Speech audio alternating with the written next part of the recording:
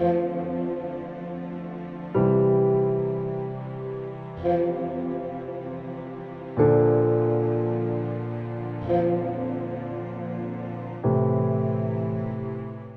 मुक़द्दस में से हमारे लिए आज की तलावत मुक़द्दस पौलुस रसूल का ख़त रोमियो के नाम 13वें बाब की 8वीं से 10वीं आयत।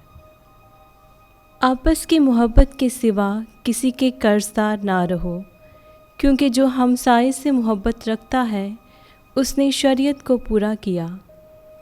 इस वास्ते ये कि तू ज़ना मत कर, खून मत कर, चोरी मत कर, लालच मत कर, और इनके अलावा जितने हुक्म हों उनका खुलासा इस एक ही बात में है कि तू अपने हमसाए को अपनी मानित प्यार कर।